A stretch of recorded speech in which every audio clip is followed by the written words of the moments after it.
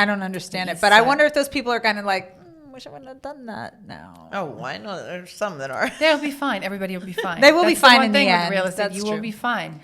You will be fine. That's true. You're really embracing that. I will be okay. You will be okay. I am. I mean, definitely in LA, no matter what the market does, you will ultimately win. Yes. That is the beautiful thing. Yeah, facts. Yeah. Dollar make that cash. Under all is the land, the real estate. Courtney and friends about to show you how to generate wealth. Get educated, do for yourself. Add a couple notches to your belt. Under all is the land. Under all is the land. The real under all is the land. Under all is the land. The real estate. Coming to you live from ACME Real Estate in Los Angeles, California. Welcome to Under All is the Land, Season 3, Episode 2. I'm your host, Courtney Poulos, here with my rock star co-stars, Silke Fernald. Hello. And Dominique Madden. Hello. Oh, shit. You're starting the day off. No. Have you been drinking? Not yet. She's about to. But it didn't spill, Is there right? something in there?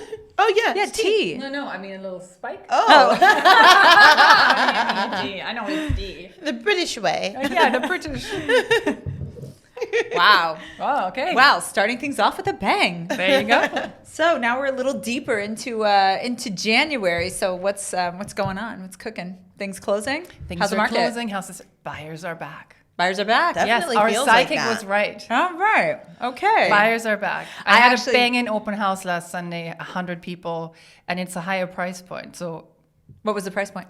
1.9. Yeah, amazing. Yeah, and even in that point, 100 people. That's a lot. Yeah, I know we had 300 people through Emily's open house. She has a couple what, weeks 33 offers now? Yeah. Crazy. Yeah. That's 9. Yeah, that was eight, a 9 list price. So I Or think something. the strategic pricing, very important. So we were talking about this at our meeting the other day about how right now, strategic pricing is more important than it ever has been because now buyers are just, really paying attention to the list price and really taking the list price literally. I feel like in the last market, it was like if they wanted it, they'd do whatever they could to get it. And this market, there are limitations. In the last market, the list price was a little bit of a conversation starter. You're like, let's start the bidding at 200,000 over. And now I'm getting calls from people, well, I'm not interested in paying more than list price. Right. And I'm getting the calls, my buyer doesn't want to be in a multiple offer situation given the market. But I feel like the only that's done way now. that they will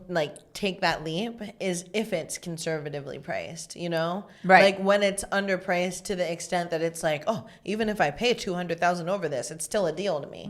You know what I mean? Yeah. But if it feels like this price is high and I don't think you guys are going to get a bunch of offers on this, I'm going to try to bid it down. See, I think, remember James Harris was talking about how he's overpricing things in his leave market room. to leave room for the negotiation? Yeah. I think that it's going to be based on price point. 100%. Yeah, for sure. Yeah. Because, I have a house that was listed at 1.8 in the fall and we got an offer. Agents don't send these offers. 1.3. I mean, we got other offers that were higher too, but I'm like, in what freaking world Do you think that works? do you think that's going to fly? Are you out of your damn mind? Nice try. I think there's a lack of good advice there, that's abundant, but also people think that sellers are desperate. They really think that sellers are desperate. What they fail to realize is that in LA, very rarely is someone who owns an asset like a house desperate. Most of the time you're empowered by everything you can do with that property, unless you're in a desperate Right, space. like you can rent it out, you can short-term rental, you Right. can But you don't need to Peer take a space. $600,000 or $500,000 Yeah, cut. of course not. It's actually rude, and I'm sure you didn't even respond to that one. No, we didn't. Yeah, of course. But it is rude, and the buyer's agent was surprisingly kind of like, why aren't surprised that we weren't responding? I'm like, what advice are you giving these people? Have you shown them the comps? Do you understand the market at all, or what this product is? It's Was it a new agent? Or? I didn't even do the because that deal went through, you're search like, I because don't it care. wasn't going It's not anywhere. happening. It wasn't, and I think if it was an experienced agent, they would have written or it, they would yeah. have called me to say, if we put this together, is there any room? No. Yeah. There's not. conversation. Or you would Dead, have called dead. and said, they made me write this number. I'm embarrassed, but I'm going to send it to you. Exactly. Like Something. some Some sign saving of face. the lights are on. Yeah, exactly. Some sign. Yeah, so I Yeah. don't think agents who are indulging their buyers in this idea of this crisis market are doing their buyers any favors either. No. You know? And every time I get a call from an agent on a listing and they say, well, because of interest rates, they're coming in at this price. I'm like, listen, the interest rates are what they are. So write the offer, of course, taking into consideration the interest rates, but know that I priced the house taking into consideration the interest rates. There you go. So, that argument works both ways. Yeah. Yeah.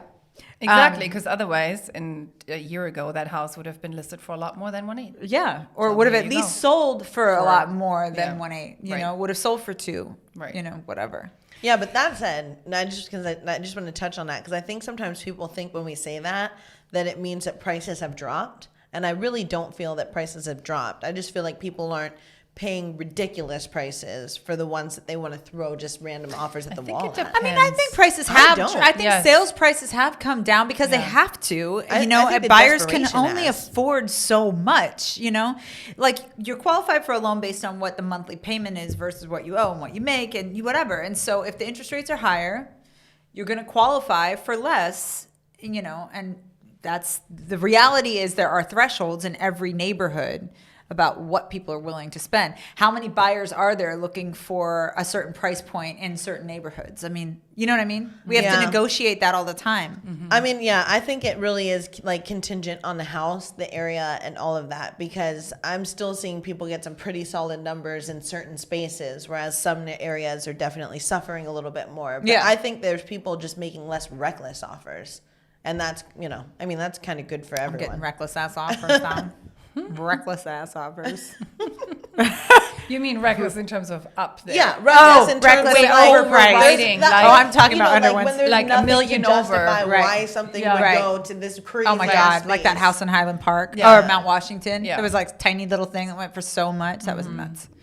There are so many like examples of that though. I mean, tiny little things on the east side that go for so much.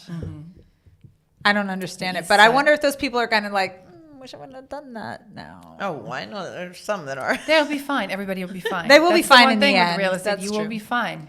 You will be fine. That's Yeah. true. You're really embracing. I am embracing that I will be okay. You will be okay. I am. I mean, definitely in LA, no matter what the market does, you will ultimately win. Yes. That is the beautiful thing. Yeah, facts. Yeah. I mean, Winning. look, in Mount Washington, you could put a yurt in your backyard and rent it. It's true. Honestly, I was That on a is so listing true. presentation once, and the house had a yurt in the backyard. I sold a house with a yurt as well. There's a property in Northeast LA that has this like sick ass, like kind of greenhouse style thing. It's like all stained glass. So you get these kind of like crazy colors in it. And anyway, they pure space it. And I'm sure they're making a grip off of that. It's like now a kind of like famous little thing. Oh, wow. That's Yeah. cool. That is cool. Yeah.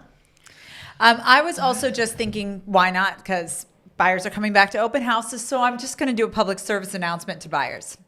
We at ACME Real Estate do require that buyers sign in at open houses. I'm going to reiterate this because despite my previous public service announcements, it still seems that people want to come into the houses and not sign in. But let me tell you what the sign in does.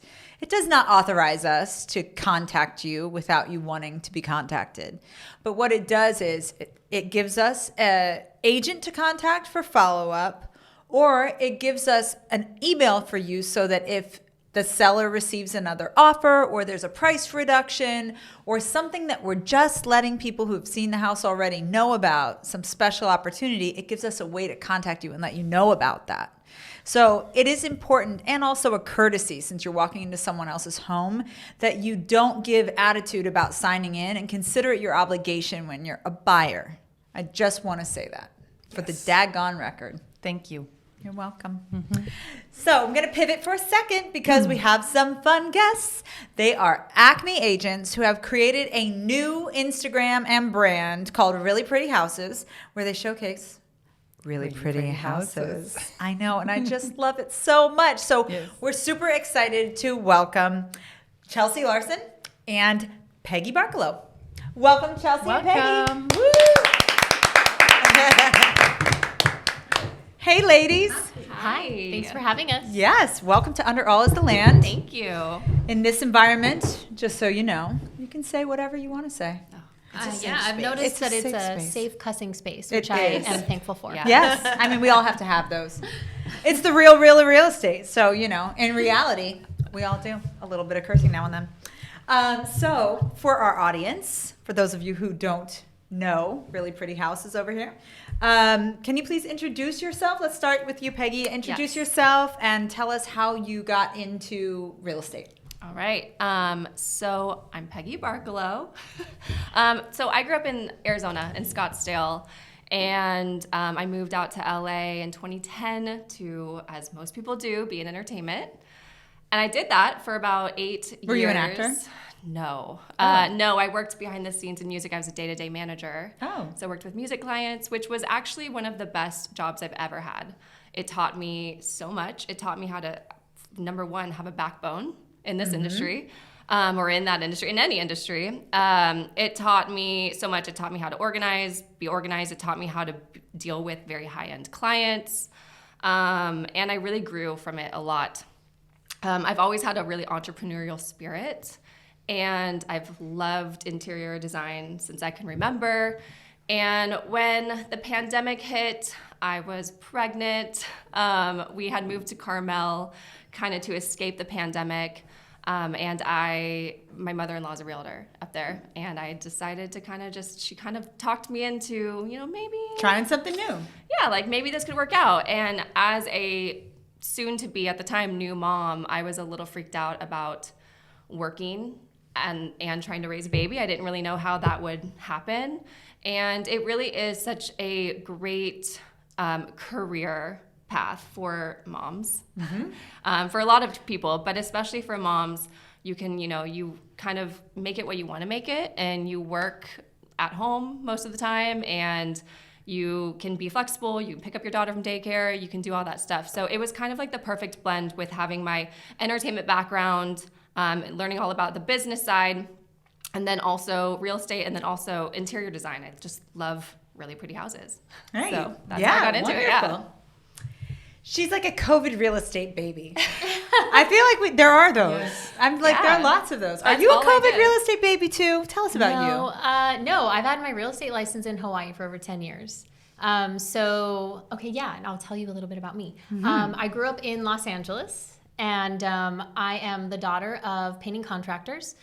So I grew up going to job sites. That's actually been one of my favorite things to do still to this day. Is go to a house when it's being built, and we'll get into more of that later. But then, when I got out of high school, I decided, FLA, I don't want to be here right now. And I moved to Hawaii for like 15 years, just a little stint. And there I went to college. I worked for an interior designer there. Okay. And I helped them open up a brick and mortar store. We offered design services, and also, we went to market and bought things for our store as well. And then from there, I decided I want to go into real estate. So I found me a mentor, and I was in commercial real estate in Waikiki for like 2 years. And then after that, I decided I don't like commercial real estate that much. I want to go into residential. So there, I went into luxury vacation rentals. We had properties all the way from Waikiki to Kailua, all around Diamond Do you Head. still sell in Hawaii? Yeah, I sell my license. Yeah, and I will. I have a couple buyer clients right now that are very wonderful. But not living there, I don't have as many seller clients, Of course. But it's a great reason to go back. If you want to buy in Hawaii, see me. Shameless plug. Half license will travel. Exactly. Yes. That's basically me in a nutshell. I, got married in Hawaii, and then we moved back here because I was pregnant. Let's see. I had my baby 2 days after the pandemic started. Oh, fun. Woohoo! Right around the same time we signed our lease. It was a really fun time. It was so fun. For everybody. Yeah. So we moved back here because my family's here. His family's in San Diego. And I'm very family oriented. And especially with a kid, I was like, I want to be close to my family. So we moved back here and decided I was like, well, I love real estate. Why not do LA real estate too? Why not? I love that ACME attracts people who just love design, like real estate and all the things. It is a holistic career, Yes, you know, it is. especially for women. Even though women hold a lot of licenses, I feel like more than just the numbers thing. I feel like our intuition and, you know, the way we handle problems and stuff really works well for real estate. And you can grow, even with a kid, into a future here and plant seeds. You know, at the beginning when you have a kid, it's not always easy to like build a business. But, Sure, it's not. but that's why you get creative. So Yeah. what brought you two together to make really pretty houses? So ACME does your boot camp, I call it. Yes. The trainee program. We were both in that at the same time and just immediately connected.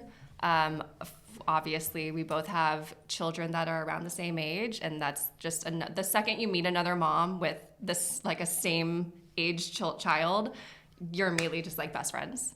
You know, we're both. Oh, you're going through that? I'm going through that too. Yeah. Help. Oh, you're not sleeping? You're sick all the time? Cool. Yeah, so we basically instantly connected and bonded over that. And then we just started getting to know each other, talking more, and found out that we have a lot of similarities in just all aspects of life. And we just clicked. So we started kind of just keeping each other accountable, because starting a brand new business, especially in real estate, can be kind of isolating. And you're on your own for the most part, day to day. You're working out of your house by yourself, or you can be with other people, but especially in this now like post-COVID world where everyone's kind of remote, we really connected on that, and we started doing weekly phone calls with each other just to keep each other accountable and say, hey, what's on your to-do list this week? What open houses have you seen? What can we do to grow and whatever? So it kind of just started with that. And after one particular, I think we both had just been like through it with kids and starting daycares and getting sick, and just like frustration with like how hard it is to work sometimes as a mom. We were talking, and I'm like, I'm just trying to figure out how to be noticed on social media. Mm-hmm. That's one of the number one things that you need to do as a real estate agent. And not every real estate agent has millions of followers on social media. That's true. But they're still making a killing. You know what I've learned this week, though? And I was surprised to hear it from so many people. I mean, it shouldn't surprise me. But I don't know why. Certain people, you think they don't buy followers. Buying followers. But you think they don't buy followers. Yeah. You just think they don't. Yeah. But then you learn they do. They do, or they have. I mean, like, probably in our industry, it's probably the norm and not the exception. Yeah. So all these people we look at as real estate agents that have 100,000 followers, like, they get 100 likes on their photos. Makes you look credible, right? But we decided early on, we're like, we are not going to buy followers. I think that the credibility, I think people know it in the game now, and they're looking more at engagement than they are at follower count. Yeah. So, I mean, anybody who's savvy, who actually takes social media seriously, is going to be able to see that. Part of the thing is we're real. Like, we're real people. We're real moms. We're real, like, that's one thing that we actually like have pride ourselves on. The relatable realtors. I love it. The relatable realtors. I love it. That should have been it. No, so we were talking, and basically I'm like, posting on social media is so easy on my own personal life, baby, whatever. But when it comes to business, it's really hard to figure out your niche and how to be different and how to get noticed. And we were talking about how, there are some realtors that will just post a specific style of home, and that has done really wonderful thing for them. Yeah, sure. And they have gone really popular, and that's so great. But I'm like, honestly, I think you came up with it. You were just like, I just like a really pretty house. I think we were chatting, and I was like, we just like really pretty houses, Peggy. Come on. Yeah, there's not one style that we like. And she was like, hold on, wait a second. And I heard her typing on her phone, and I'm like, what are you doing? She's like, I'm looking up the Instagram handle. It's so really good. Pretty houses. And I was like, I'm like, this is a brand. We were all like, how is that still available? Yeah, yeah. This is so brilliant. And It's why brilliant. is it still there? Because I feel like it was it's waiting for you. It was. I feel like it's something that we have all have said, like, oh, this is a really pretty house. Yeah. It's just a really pretty house. And so Let's talk about the aesthetic for a second, because I feel like even before you created Really Pretty Houses, I would follow Chelsea's pics, because her pics, her Ventura County pics are like houses that I would dream to live in, like farmhouses, modern farmhouses with acres and dogs in the yard, cow statues, and all kinds of things. That one got you. That one got me. Yeah. That one hooked me. It did hook you. Yeah, it really did. I love the house. My heart was broken when it sold too. I was Damn like, it. I really wanted to sell that to I somebody. know. want It should have that been house. me. It should have been me. I know, but I just love the lifestyle of like the Ventura County, kind of more space, more land, and kind of these classic houses that remind me of the East Coast, kind of, actually, like New Englandy. or the Yeah, country. they do Or the have country. that vibe out there. Yeah. And yes, I am ACME's like Ventura. County realtor. Yes. Yeah. Yes. And Deep Valley. Oh yeah, I mean seriously, LA or Ventura County. Yeah. But I love Ventura County. I love the open space there. I love It it. is just beautiful, and you do not feel like you're so close to LA and everything. You are looking at hills, rolling green hills and pastures, Yep. and cows and horses, and it's magical. It's like it's soothing, you know. Yeah. I thought your picks, the houses that you picked, were just so spot on my vision of like what I want my dream house to look like. You know, I just like loved it so much. So I already knew that you had the sensibility.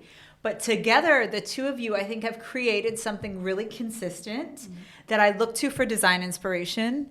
And it feels like it has a point of view. Can you wrap words around what that point of view is? Sure. Yeah. It's not only a point of view, it's a feeling. So you can look at a house and go, that is a really pretty house. But can you say that it's also a home? Does it make you feel like you want to live in it? And that is our vibe. It's not just a really pretty house. It's like, would you want to live in it? How did they make it feel like a home? How did they bring that spirit, that essence, that thing that we're all looking for, that when we come home, we feel like we're home and we can take a deep breath. We can look at the freaking beautiful arches in the house. We can look at the beautiful wood, the hardwood floor, the textures. we love textures. Yeah. Tell us more. Yeah. No, Do you guys walk around open houses touching things? Yeah. Yeah. I mean, Not just open houses. When I'm shopping, I'm like, ooh, that. I like that. The tactile realtors. We're not just relatable. We like to touch stuff. no, but I think we have very, very similar styles, and then we also don't. We also have very like. You have a favorite style. I have a favorite style. Do you guys ever butt heads? You're like, I want to post this. She's like, no. No, we don't. Honestly, because I think a huge part of it is a really pretty house can mean something different to someone else. So unless it's like a just really obviously ugly house. I don't know. You know, I feel like there are some standards that you can reliably count on that people are going to be like, that's freaking beautiful, you know? But no, I think that she'll be like, hey, I really want to post this picture. I think this is gorgeous. And there's never been a time where I'm like, no. You're like, no. Yeah. No, you can't. Okay, like, of got course, it's it. both of our project. It's what, we both bring it, whatever we want to the table. And really, we just collaborate really well with it. What are your goals for Really Pretty Houses in 2023? Well, we have a lot. We've been talking about this. Okay. So it's exciting because we love seeing what designers and architects and contractors are doing. There's always some new trends, right? You see on Instagram, like the top 10 trend of 2023, like our predictions. And so I think in 2023 for us, it would be really fun to get in the forefront of speaking with architects, speaking with designers and contractors. Like I said, I love a job site. Aren't you working on something right now? Yes. Yeah. Yes. Tell us about that. Sure.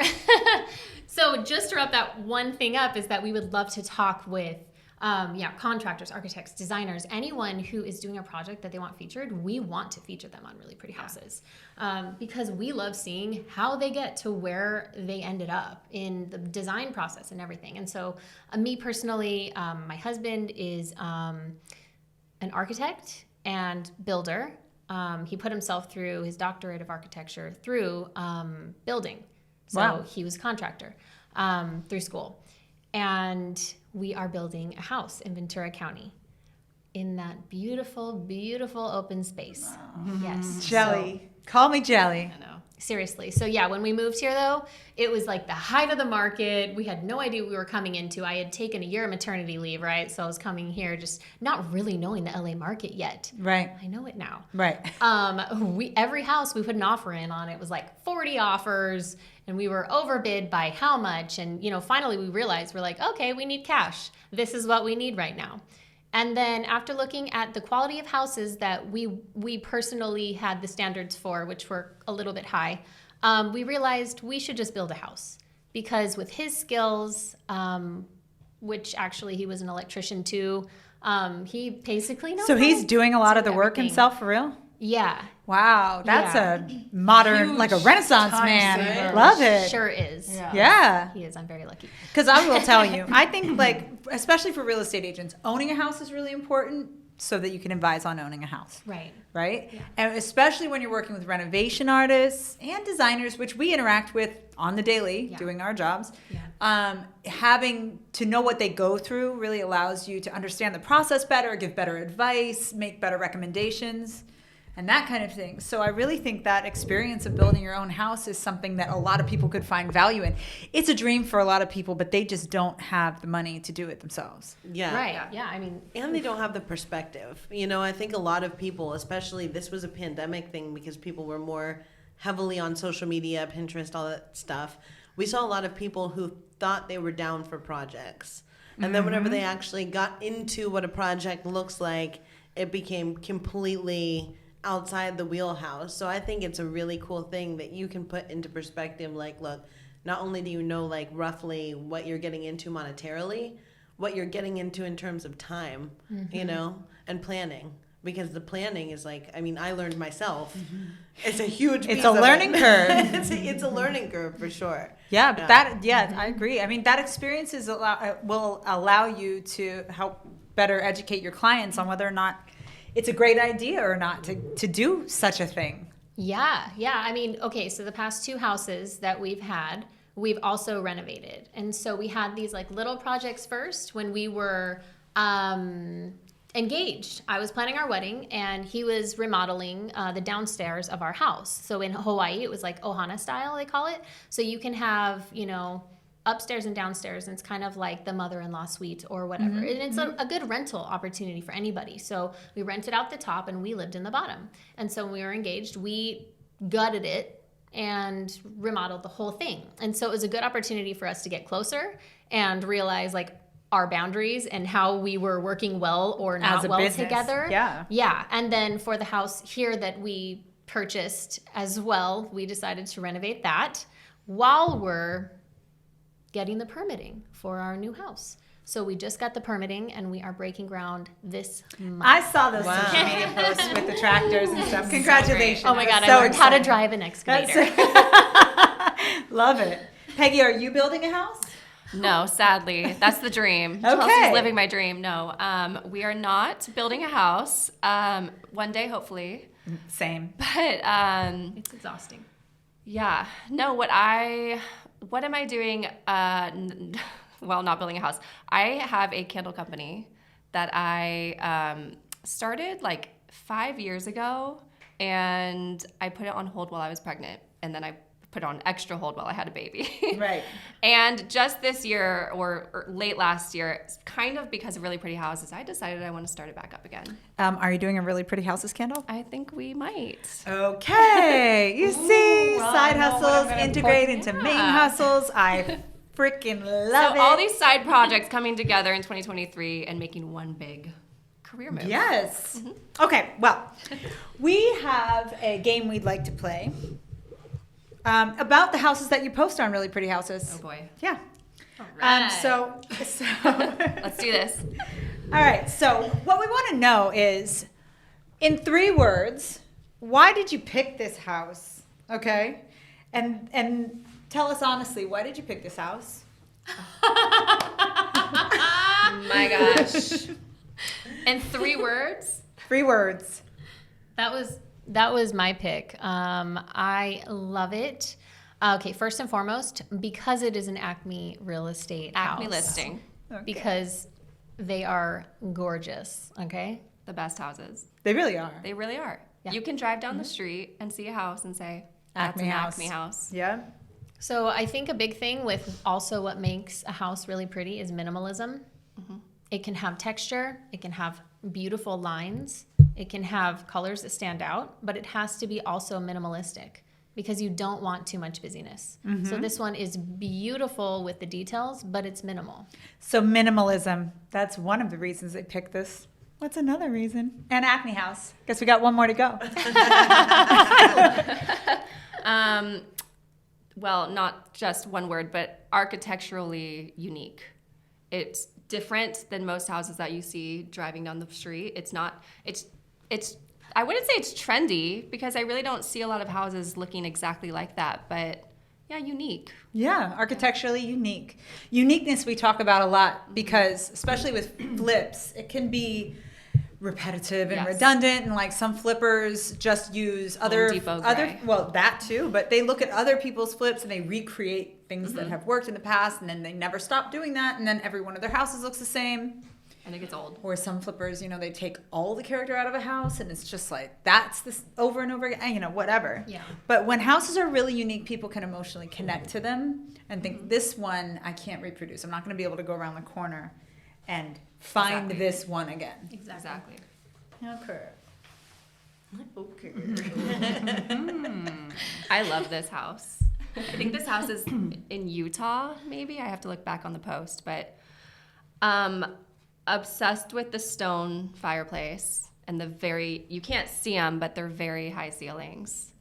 It just creates that drastic look. So you've got 2 there. Oh, sorry. Yeah. Ceilings Why are you sorry? and stone fireplace. But the fireplace is in the living room. We just like the way they connect. The open flow. The way it feels. Yeah. I love an open flow house. I don't know. Some people are saying that that's going to go away soon because of COVID. People are working from home and they don't like this open space where everything flows into one. I disagree. I don't know. I like it. Got it. I think that's because we have toddlers and we need to see where they're going. Yeah, that could be. Always. Why are you quiet? Nope. I mean, okay, so my favorite part of this thing, which there are a lot, but I love how the island is very long and it connects to the actual seating area. So you've got, at the end, you have seats that can go underneath. So they're not in the way. People can sit there while you're cooking, chatting with you. It doesn't feel disconnected. I'm always the one cooking. I love cooking, and I don't want to feel disconnected from my guests. Right. Yeah, I So think the that's a flow. really good observation because I have like seats under my island, Yeah. and it's annoying. They're in the Yeah. walkway. It's really annoying. Yeah. Anyway, I wish they tucked under. It needs to be seamless. It needs Yeah. to be seamless. Everything has to be thought Seamless. through. Yeah. My mind is constantly going of like, okay, what am I going to forget with my kitchen? Like everything has to be well thought out, and it's about the flow. It's like about choreography. creating. When you're in the kitchen cooking, it's almost like a dance. That is And true. It all has to work. Where the refrigerator is, where you're going to pull food Are you guys going to out. do a social media video of you guys dancing Oh my through God, the we kitchen should. design? I think that's I'm not a great dancer, idea. though. Well, Sure, it's sure. dancing, but It it's might not be- really like dancing. It might be really bad. I think Chelsea should do that when her house is completed. Yes, Chelsea You're like, will do and then I that. did this. Yeah. Chelsea But will do then that in her new house. Wait, we'll be sitting on the island waiting for the food while you do your dance and you cook for us. Yeah, I can Can't wait. visualize this. It's I'll have happening. the wine. Peggy made me come out of my shell for social media. Like I all did. of our reels, she's like, all right, let's do this. And I'm like, okay, let's do this. She's a natural. That's what you bring to the table, huh? A little motivation. Yeah. Okay. Picture number 3. Showing it to the camera first. Ooh, this I know was- the color is printed a little funky, but you can find all of these images on @reallyprettyhouses on Instagram. It actually, though, is a shade of green, Uh-huh. the house, which I loved and found it so unique. Peggy chose this one. Okay. I did. Do you agree with this one? I like this one. It doesn't speak volumes to me, but Like I don't love love. the mid-century kind of vibes. Okay. But it's Peggy's. Baby. Okay. I love that it kind of made you feel like you were outdoors. It's kind of both indoor, outdoor. You have the sunlights. The cabinets are like a shade of a really light pastel green. And again, I'm actually not obsessed with mid-century modern either. It's not the style of home that I would die to live in. I would live in this home, don't get me wrong. But I just found it, the textures, the color was beautiful. I loved that it just kind of felt like you were outdoors. It's kind of lush, if you will. The glass ceiling is wonderful. Yeah, the glass that ceiling's is so amazing, pretty. and that wood paneling. It is very wood paneling. like modern mid-century, like mid-century lovers It would love feels this. warm. Oh yeah. It feels very warm. I And think feel we're like- getting to the part of mid-century lovers needing to adopt new design. You know, you show mid-century houses that have been owned by mid-century lovers forever, and they still have the like 1960s ovens in them and stuff like that. And they're like, we kept this because it's the original. And you're like, does the fucking thing work? Like, Yeah, you don't it even still know needs if to it be really functional. We're getting to the point where it's like too old now. Yeah. Yeah. But you know, Like the Formica's cracking already, you know? there was this like mid-century lover who had done a couple of flips in Baldwin Hills, which has like amazing mid-century houses. Like, oh my God, Ike and Tina had a house there that someone horribly flipped. Oh, But God. anyway, he did such a beautiful job, but he did replace the appliances with more modern ones like Miele's. And when I say People it was flipped out? it was so beautiful. It was so beautiful. And people accepted it. Yeah, they loved it. Yeah, I mean, people loved it, but the price was high. But right. he got his price ultimately. He just held Oh, out. I'm sure with me the appliances. I think you have to. It has to be functional still, especially in like a kitchen. I know, but like I've shown a lot of properties. Sometimes they're expensive, like $3-4 million That's true. fixers. That's like, true. And they have all this like original and mid-century stuff in it. But I'm like, you have to be able to update this with something future buyers are going to love, or you're stuck with like, cracking Formica, 1960s appliances. Like it doesn't work. It's getting to the point where it doesn't work to me anymore. Yeah, yeah. This is our last image of the series. Oh, it's so cute. Sweet kids' rooms. Yes. So is this your pick, Chelsea? Actually, Peggy chose this was one. mine as well. Unless I sent it. So we have a system where, like I'll send things as well and save them. So we have all these folders of, things that we love, different rooms. And so sometimes it's kind of a wash between Peggy and I Yeah. who chose We it. just send a Okay. lot to each other and save them. Yeah. But I do think this was mine. I'm loving kids' rooms right now and what you can do with them. I think kids' rooms don't have to be full of plastic and hot pink and clown colors. I think you can make them really sweet. And a big trend I'm seeing right now also is double Wallpaper. bed. Wallpaper for one, and also double beds, not just being just your stereotypical bunk beds or twin beds, but something really unique with having I multiple love beds. the beds. I want to want get it into to the be bed right awesome. now. This I one's want it. amazing. It's It's so Yeah. cozy. It looks so comfortable. It really But does. I love a map. I have to say, I love too. I love a maps. map. Geography. Wallpaper is huge. It's not just kids' rooms, and so many different places in your home. You can You put know what? This wallpaper. inspires me. I'm going to put a wall of a map in Nikos' room, even though he's 13. Maybe he'll make it. His dad's Who obsessed doesn't with love maps. a map? That's funny. I Yeah. had a Love map maps. in my kids' room, like the Earth. I'm like, you need to know where the countries are. And Yeah. You're not going to be that kid who doesn't. Right. Yeah. And it eventually had to go. He's like, I hate that thing. You know what? I made it all the way until I was 29 years old before I knew there was a place called Liechtenstein. Yeah. So I don't think you're our far away schools from it. teach us enough geography. True. Really. So yeah, it's Yeah. up to you, parents. Put the map on the wall. We travel. We have a map in our. There you go. I watched a You do? podcast Yeah. the other day, and literally they said, "Okay, just name like 3 countries outside of the United States." People didn't know? They were like London and Texas? Africa, and I Are was you like, talking "What?" about Americans? Because Americans are kind of notorious for not knowing. That is true. I mean, everyone outside of America is just like Is aware of course we know. countries. Yeah, Americans are like, what? No offense, we do need to do better and like We need to do knowing. better. I had an idea. Instead of like we have a lot of extra money that we spend on bad things like making wars or whatever.